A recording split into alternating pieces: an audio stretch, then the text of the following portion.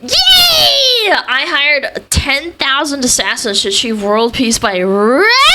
Is that Caesar? Yeah, he's stabbed in the back. Let's do it. This video is sponsored by War I'm Thunder. excited. Fellas, have you ever wanted to get trampled to death by wild animals? I've seen this game! Seth played this! Do battle against This game's midget great. pirate necromancers, accidentally travel to another dimension, go insane, and die, all within the span of 2 hours? Well, if so, you've got two options. One of them involves swallowing 60 milligrams of DMT, and the other is playing Conquest of Elysium 5, because all of that is I told you, man, this game's amazing. exactly the average Conquest of Elysium experience. This is a game where you don't question why there's a chicken man with snakes for legs. You merely ponder whether your level Kill 9 him. flesh pile could swallow and digest him. But don't worry.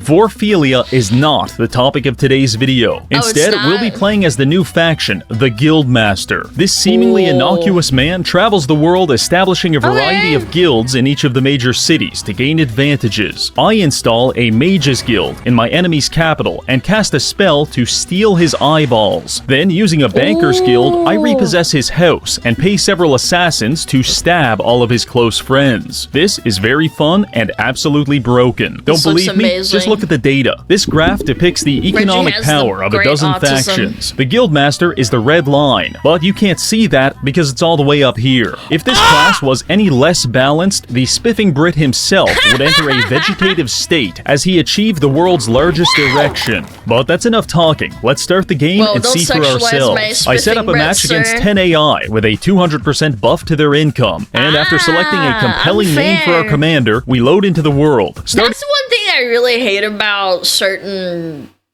games with AI is that they basically just give them a numbers advantage in terms of income or starting resources, and it's like, how am I supposed to practice against this? Statistically, it's so fucking hard to beat.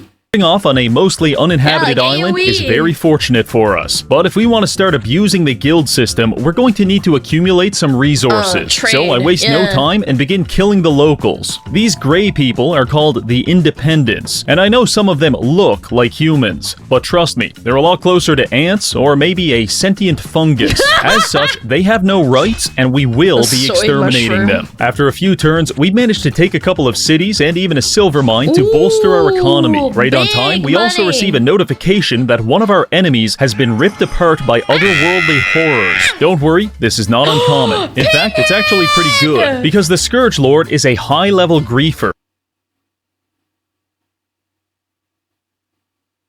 It's Bakora! She's so evil!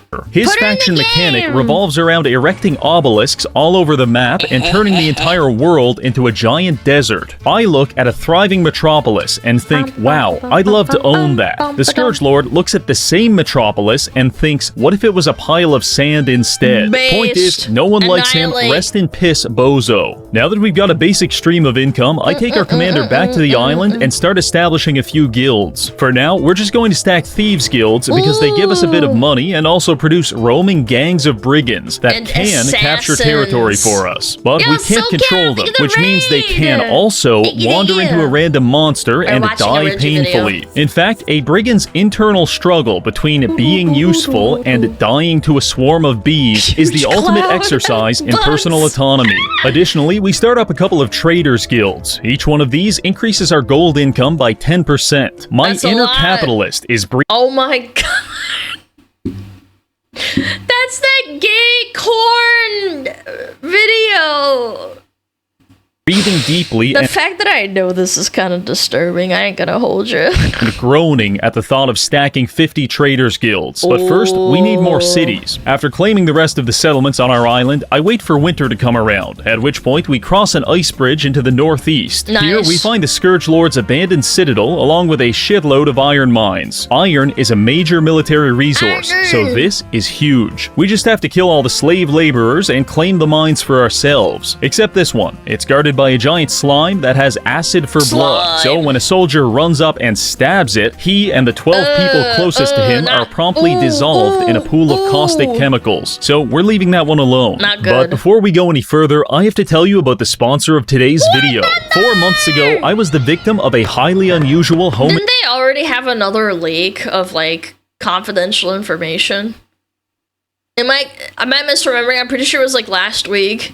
Invasion. The criminal infiltrated my house through the septic tank and ambushed me in my sleep. He grabbed me by the shoulders and with a cold, dead look in his eyes, he said, "Listen, guy, if you don't tell me about the most comprehensive vehicle combat game ever made, I'm gonna blow my goddamn head off." To which I replied, "That's easy. War Thunder is the most comprehensive vehicle combat game ever made, with over 2,500 tanks, planes, helicopters, and ships from 10 major nations. But what about the realism?" He screamed in my face. "You sweet summer child, the graphics and sound effects are so realistic that I've completely lost my grasp on reality." He put the gun down, and I continued. "The best part is there's over 95 million players to share this experience with, and it's available on PC, console, and mobile devices." The power of War Thunder made this man reconsider his life choices, and when I told him that each vehicle is meticulously modeled down to its individual components with in-depth damage x-rays available on every kill, he broke down crying. "I was a fool to spend my life crawling through septic tanks when I could have been playing the greatest game of the Shrek PC. all time. Please forgive me." To which I replied, "I will, but only if you click the link in the description to try War Thunder for free." New and returning PC and console players can receive a massive bonus pack featuring multiple premium vehicles, 100,000 silver lions, and 7 days premium access for a limited time only. That man did it, and now he's a doctor. Thank you, War Thunder. Now back to the video. By this point, we've got 2 main branches of territory, our starting island and the mines in the north. Now we just need to connect them, but there's one thing standing in our way: the Voice of El. This is a faction of religious extremists led by the Archbishop, whose life goal The son would like those. is, and I'm not exaggerating, to start the apocalypse and kill everyone, including himself. Basically, not a very chill guy. So we're not going to bother with diplomacy. Instead, we'll utilize the power of our guilds to take him out. So far, the Thieves Guild hasn't been doing a lot for us. In fact, I've personally witnessed 7 generations of brigands all die to the same elephant. But we can fix that. I take our commander back to the island and start upgrading each Thieves Guild into an Assassin's Guild. This increases the number of brigands produced and also gives us the option to sign assassination contracts against specific factions. So I grab a contract, do a little color matching to make sure I'm targeting the right guy, and then I sign it. This spawns an assassin at each of the guilds. These units specialize in killing enemy commanders, and I used to do this in Command & Conquer Generals, where I'd spawn in a bunch of the assassins that can go invisible and just like destroy their like high-level, expensive, special units. And I just do that over and over again until they quit and they get really mad. If a player has no remaining commanders, I forget what faction it was. I think it was the Chinese.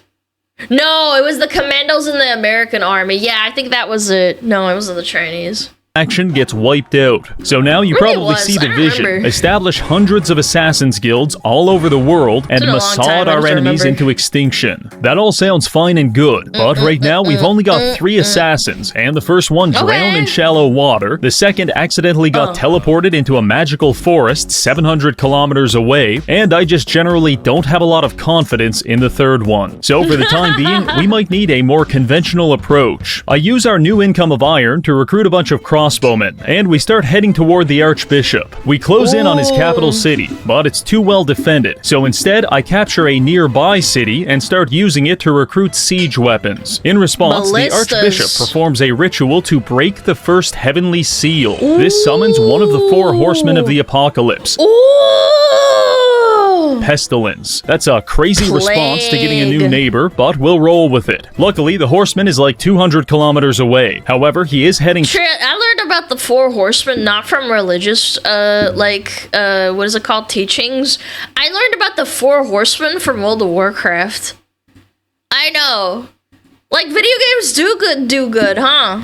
straight for us, so it's time to hurry this up. Quickly attacking his capital, we use our ballistae to weaken the defenders, and then spend the rest of the fight praying our commander doesn't get shot in the face. Fortunately, our face remains unpenetrated, and we win the battle. This secures us a lot of income and a forward stronghold for our empire. The clergy makes a few attempts to take it back, attacking us with some crusaders and even a flaming sword, but eventually our assassins find the archbishop hiding out in a forest and kill him, which puts an end to his faction once and for all. I was hoping that would stop the horseman, but like an obsessed fan, he's still there and still coming to murder us. On that note, quick shout out to Murgos the Guild Assassin, who actually tried to kill the Horseman of Pestilence with a 1 to 3 damage poison dagger. Didn't work, and he contracted every known disease just by trying. Compounding this,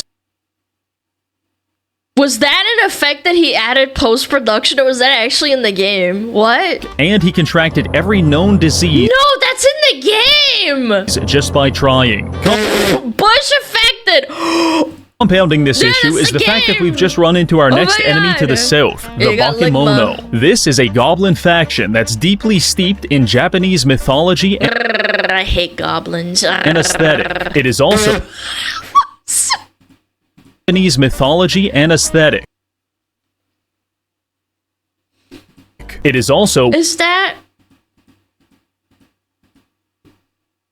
Hitler but anime? It's Anarchy and it's Hitler anime. aesthetic. Yeah. It is also one of the strongest factions in the game. For example, let's look at the score graph for military power. This red line is us, and the purple is the bakimono. In this moment, I understand what it feels like to be a terrorist on monkey bars going up against the American military-industrial complex. And while that is very humbling, we can at least take solace in the fact that our economy is looking pretty good. But we need to survive long enough for any of that to matter. Presently, our brigand gangs have started clashing with the bakimono scouts, and it's not going well. In fact, they're pushing us with an army of 170 soldiers led by some kind of snake wizard. The bakimono are difficult because they can summon a wide variety of monsters, ranging from giant demonic samurai to balding turtle men. Personally, my favorite are the oni, because much like the obese, they have a canonical weakness to vegetables. Now, regardless of my appreciation for bakimono culture, this army... So, Asmund is an oni, he hates vegetables and fruits. Is an issue. I knew it. However, in what can only be described as an orgasm-inducing stroke of luck, the Horseman of Pestilence rode straight into them. I'm thinking, he'll kill all the bakimono, and I can go back to making more guilds. However, not only did they survive, they actually killed a rider of the apocalypse. This was a harrowing revelation. On the upside, the Horseman did manage to inflict disease upon the entire army. This status slowly decomposes affected units each turn until they die. Basically, everyone in this army... Okay, so he just basically committed like a bombing. ...is in the irreversible process of turning into fertilizer. And I think that is pretty cool. Just to make sure they don't get any ideas about attacking us before that happens, I assassinate their general, which leaves around 120 units stranded without a commander. I call this a dead army. Not because it's dead, but because without a commander, it can't move. That's normally a moderate inconvenience, because you can just send a replacement commander to go get them. However, in the world we are striving to build, we will produce so many assassins that every turn we're killing the commander. That's exactly what I did as a strat. The replacement commander and the replacement commander's replacement, thereby completely paralyzing our enemy's military. I know this probably comes across as the ravings of a meth-addled lunatic, but it's possible. We just need more guilds. With the main bakimono army turning into mulch, I invest in furthering our guild infrastructure. This results in us running into an orange faction led by the Enchanter. This is without a doubt the worst faction, because their commander is an agoraphobic maniac that never leaves his castle.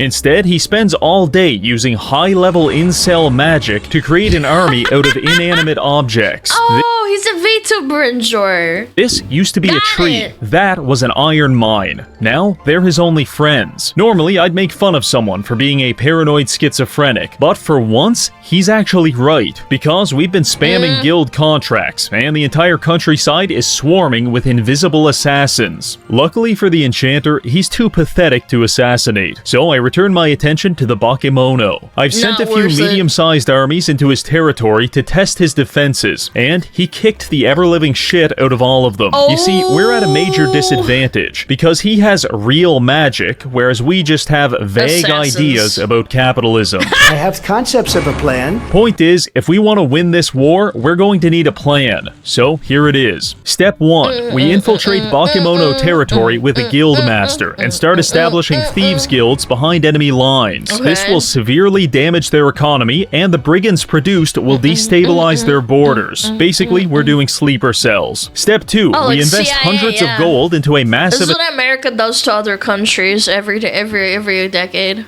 Assassination campaign to degrade bakimono leadership and kill off their high-level casters.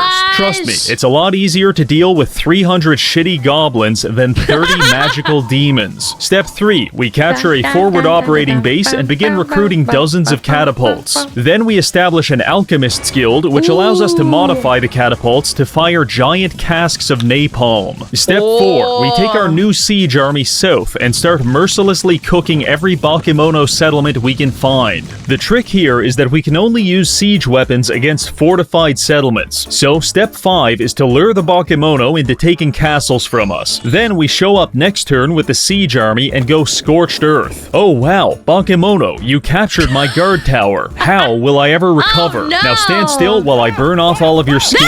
Guildmaster everywhere are horribly incinerating their political enemies with this one simple trick. After 10 turns of that, we've carved our way down to the bakimono capital. It's guarded by 200 people that I don't care about, which made this next part really easy, because I closed my eyes and fired 225 flaming barrels over the walls, which killed about half of the population before the fight even began. After that, we stabbed the survivors and declared a major victory for guild supremacy. Not long after this moment, the final bakimono commander was shanked to death by 4 assassins in an obscure harbor village, at which point his faction went extinct. Yet again, the free market prevailed. Destroyed. While all of that was happening, I was also waging a war against the Kobold King in the southwest. I'll keep his backstory simple. Magical lizard that uses mine shafts to hatch more lizards, easily killed by squashing beneath one's foot, until Big Lizard. In addition to the threat of late-game dragons, the kobolds have been sailing armies across the channel and ransacking our home base for the past 20 turns. And as much as I hate him for it, it's a damn good idea. So let's try it ourselves. I hired a Pegasus rider to fly over the water and scout for some good targets. However, I forgot that flying units need to rest every few turns, and our Pegasus got exhausted, fell out of the sky, and fucking flying units promptly drowned in the ocean. Attempt 2 went a little better by revealing several hatcheries guarded by a few dragons. It's time to start building an invasion force. Back on our island, I recruit a few hundred soldiers and some siege equipment. Then we build a shipwrights guild to give us access to large-scale naval transport. Following this, I group everyone up, throw them on the boats, and set sail for the Cobalt port of Blackwater. Mid-transit, we got intercepted by the, at the time still alive, bakimono Navy, which initiated naval combat. That's right, the year is 2025, and Warhammer Total War 3 doesn't have naval battles, but Conquest of Elysium 5 does. In fact, naval combat is a lot of fun, because it has very different strategies. It is totally viable to use a pyromancer to burn a hole in your enemy's ship, at which point the entire thing will sink, killing everyone on board. Or, if you're more sadistic, you can just cast mass confusion on the enemy crew, which causes them to beat the shit out of each other before accidentally falling overboard and drowning. Now you tell me which one's the AAA game. And you don't have to pay $20 for DLC. Does Conquest have DLC? I doubt it. They probably just make major updates. Anyway, the battle went fairly well. The enemy had several amphibious kappas, but we brought enough ranged units to kill them on approach. The bigger issue was our commander had a cursed item that forced him to behave like a suicidal maniac. So he jumped off the boat and started swimming straight at the enemy warship, at which point he got smoked in the face with a fireball and died. This is why we bring backup commanders. Continuing onward, we land at Blackwater, and the garrison of 13 albino geckos is powerless to stop us. Now we've got a base of operations to recruit more units within Cobalt country. Predictably, the kobolds send an army of 300 to push us back, but they didn't bring a backup commander. And after plunging a dagger through their general's frontal lobe, their entire defensive army is stranded way over here. Off to a great start. From here, I begin cleaning out all of the kobold hatcheries and preparing for the final siege against their capital, which is defended by about 400 units. However, that turns out to be completely unnecessary, because next turn, 3 of my assassins roll up, snipe his final commander who's not even on the screen, and just like that, the kobold faction is relegated to... Do the commanders give them a lot of stats, or is it just a movement thing? I'm assuming they give them buffs and stats. Non-existence. I cannot believe this is working. Taking out the kobolds and bakimono was a huge milestone, but according to this graph, there's a foreign superpower rising in the west, so we've still got some work left to do. However, for the time being, I decide to double back and focus on infrastructure. With 30% of the map now under our control, I put assassins guilds everywhere. Major cities, market villages, even goddamn sky castles. You can't go anywhere without getting stabbed. Boris Johnson would be proud. This sounds great, but the major drawback is how long it makes our turns. Because every time I sign an assassination contract, I have to watch patiently for 5 to 7 minutes as my 75 assassins bumble around the map and drown constantly. If you don't mind not knowing what the fuck is going on, you can fix this by setting the turn timer to 50 milliseconds. Oh yeah, this is so much better. Other than that, I also upgraded all of our assassins guilds into Shadow Stalker guilds. This doubles the amount of brigands they produce. So when you look at this swarm of armies patrolling the map, just remember that only 5 of them are manually controlled. The rest is an extension of our will, like some kind of autonomous assassination appendage.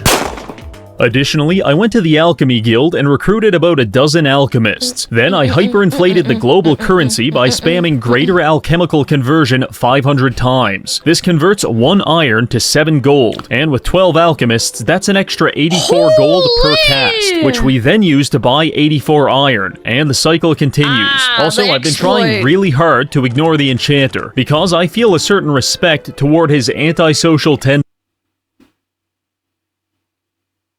See, this is what I meant by organized chaos with, and it's a portrait of him and his mom. Aww, now I made myself sad. Yeah, he cleaned this up, by the way, when he got banned. Did you know that? However, on one occasion, he actually worked up the courage to leave his house, and I'm not proud to say this, but I accidentally trampled him to death with a bunch of horses. Worse yet, since he didn't have any friends, his entire faction immediately died. My guilt is immeasurable. To cheer myself up, I decided to build a Void Pilots Guild. This allows us to recruit special boats that can sail into different dimensions. It is not enough that we conquer mankind. Other realities must also accept guild membership. First things first, we have to send a smuggler's chant. The fancy boat, sail it off the edge of the world, and end up in the void. A trip to the void is a lot like ingesting 3,000 milligrams of gamma-hydroxybutyrate, because at the end of every turn, you're going to wake up in a different place with no memory of how you got there. If you stay too long, you will go insane, and if you're not careful, the Fent monsters will find and kill you. Basically, it sucks. But there are some resources to gather, so let's see what we can find. After a bit of wandering around, I stumbled upon a portal that took us to the elemental plane, where I then found a scroll, and upon reading it, we were immediately teleported to hell. Truly, literacy is the most heinous crime of all. The fun thing about hell is that it contains the spirits of every mortal unit that died in Elysium. So hypothetically, we could find the Archbishop and kill him all over again. I was pretty excited about starting a new chapter of our— So if you kill him again, he's double dead? our guild here. But before I had a chance to do that, I suffered several psychotic episodes and got killed by demons. 10 out of 10 experience. Exactly what I wanted from my eternal damnation. Back in the real world, I thought it might be fun to build an adventurer's guild. These operate similarly to thieves' guilds in that they produce autonomous armies. Except instead of an army of illiterate men that smell like cigarettes dipped in piss, this guild... That's just Balkanism. Anyone who's from the Balkans gets that. Guild generates randomized D&D parties. Wizards, warriors, rogues, stuff like that. All in all, it's very cute, and I thought it might be interesting to follow the first party and see what noble adventures unfold. This first group was led by Verabeth the Warrior Saint, and it had several thieves, a necromancer, a dwarf, and a barbarian. For their first heroic quest, they traveled westward, eventually finding and slaughtering an innocent family of mountain goats. Kind of fucked up, but let's see where this goes. After that, they tried to banish some evil spirits from an abandoned castle, but the difficulty spike from goats to demonic banshees was a bit too much, and there were only 4 survivors. And they didn't even last long, because the turn after, a pink faction showed up and butchered all of them. This is a dark day indeed. That was the pink faction he was talking about earlier! Well, maybe that was just bad luck. Let's pick a different party and follow them. These guys went south into the desert before running into another pink army, at which point an enemy druid transformed all of our heroes into trees. I cannot cope with this level of humiliation, so I disbanded the Adventurers Guild and got back to work. But who is this mysterious pink faction that has been committing war crimes against the good members of our guild? Turns out it's the Senator. This faction is a Roman Republic focused around gold... Reggie, you have so many clips of gay men doing gay things. And you deny that you are gay. You have a gay clip for every situation, huh? Generation and massive armies of legionaries. They're actually pretty similar to us in playstyle, so fighting them should be a good test. One notable difference is that this version of the Roman Empire appears to have figured out how to domesticate mythological creatures, such as giant crabs and even werewolves. I find this to be a thought-provoking historical revision. Could Joe Swanson Family Guy have stabbed Julius Caesar 23 times if he was protected by an honor guard of crustaceans and horny furries?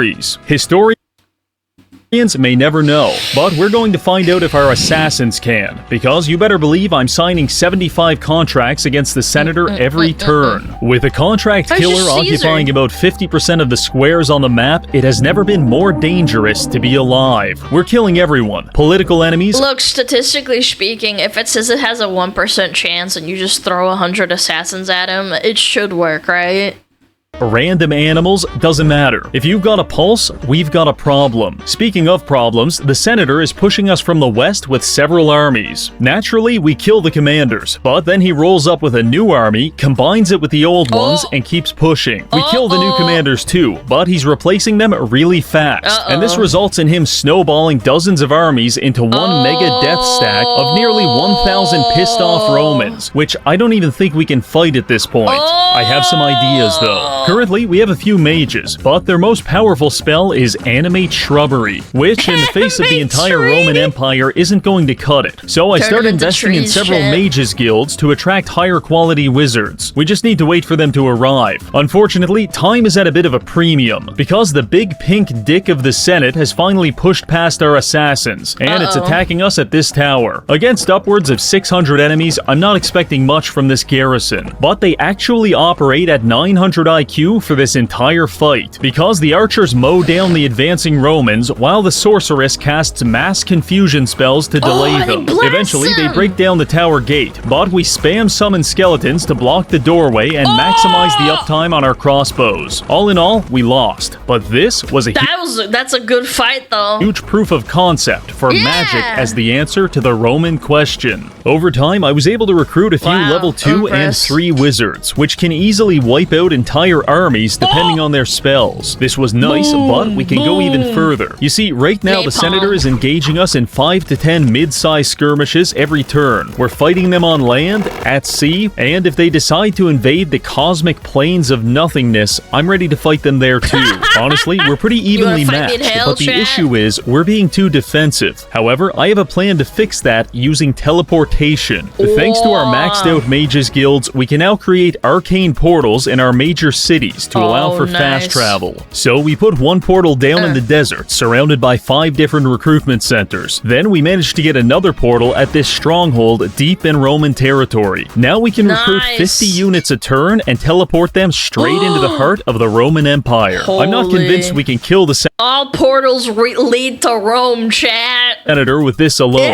but I am convinced I can make his life a living nightmare by using this to establish a dozen thieves guilds in all of his cities. I began enacting the plan, and before long, the entirety of Rome was swarming with lawless criminals. Genuinely, there was nowhere for the Senator to hide, and before long, we managed to assassinate him and his body double. Truly, a masterstroke in political violence. All of this destabilized the Roman Empire enough for us to easily take their capital, and I was forming up one final army to siege their last major city when I received a notification. The Senator has been eliminated by the Cloud Lord. Turns out, while he was fighting us, the Senator was also waging war against the sky. More specifically, a race of winged cloud people. And whether or not they realize it, by killing the Senator, they just made us the most powerful faction in the game by a wide margin. You see, the Senator was the only faction that was capable of matching our sheer volume of brigand hordes. And much like a game warden mowing down feral hogs from a helicopter, he was... This is in Texas. This is humane. They destroy crops and ruin people's production. Yeah. For those that start crying, oh my god, you're killing the hogs, this is like actually a problem. Keeping our population in check. But now without him, we're going to run absolutely wild on Elysium. Every turn, I add 5 more thieves guilds to the map, and every turn, the swarm of brigand thieves intensifies, swallowing up everything in its path. After 20 turns, we have captured so much territory that our economy has become the economy. And compared to the remaining factions, we are like the omniscient amalgamation of every billionaire in the world, while... He's got Mark Zuckerberg's hair, Elon Musk's smile, and his... I think these are Mark Zuckerberg's dead eyes? Yeah. Of every billionaire in the world, while everyone else is some kind of illiterate dirt salesman. On that note, there are only 3 resistance factions remaining, and I won't pretend that killing them was difficult, but it was kind of fun. Here's how it went. First target, the Markgraf. Basically, it's a society of gnomes that dabble in the occult. I dabble in building a gigantic army and staging naval landings at their major cities. This faction likes to turtle up, so I made an engineers guild and had the boys modify our ballistae to fire electric bolts. This has maximized our gnome killing efficiency. As we close in on the final gnomish settlement, the Markgraf gets desperate and begins performing necromantic rituals to summon an army of the dead. But he's about 90 turns too late for that to matter, and we waste no time wiping him out at Jabero. Next up is the Baron. Traditionally a very powerful and versatile medieval faction, they've since been relegated to hiding out in their castles to survive the vermintide of brigands that have been unleashed upon the world. However, the Baron also struck up some alliance with the Cloud people, and he started using Cloudfolk commanders and soldiers. This is a problem, because they're completely immune to poison, which makes them almost impossible to assassinate. On top of that, ever since I started making assassins guilds, the Baron himself has been in hiding, and I haven't seen him for about 100 turns. Until randomly, one of my scouts found him hiding out in the mountains. Upon being spotted, the Baron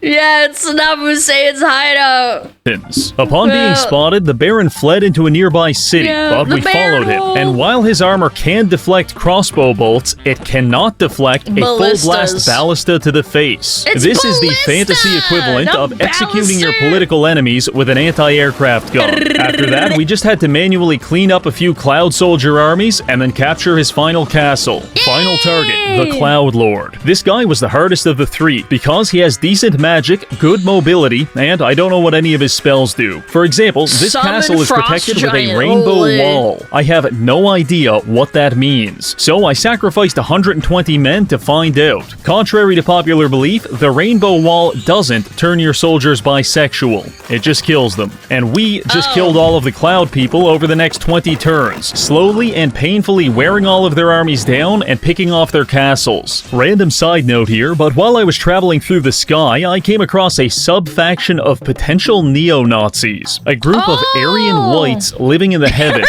What did the Swedish developer... You know the game dev put that in on purpose. There's no shot. Aryan whites? Get it? Because they're the clouds? They're whites because they're skeletons?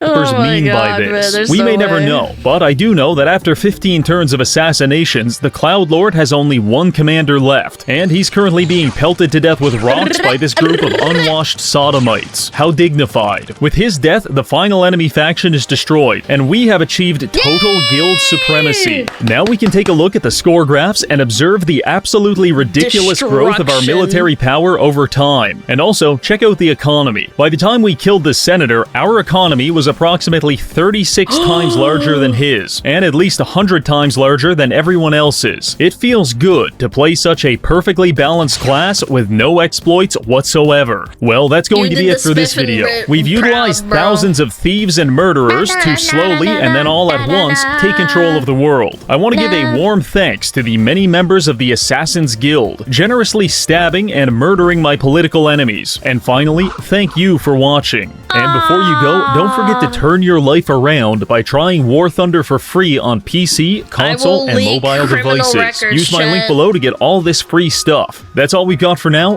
Thanks for watching. Thanks, Reggie! What a fantastic video. Chat, you gotta go check him out. He's got so many videos, and he's Canadian. I don't know why I said that. I don't know, Canadian. Haha, very funny. Nah, he's funny. He's funny. He's a funny little guy.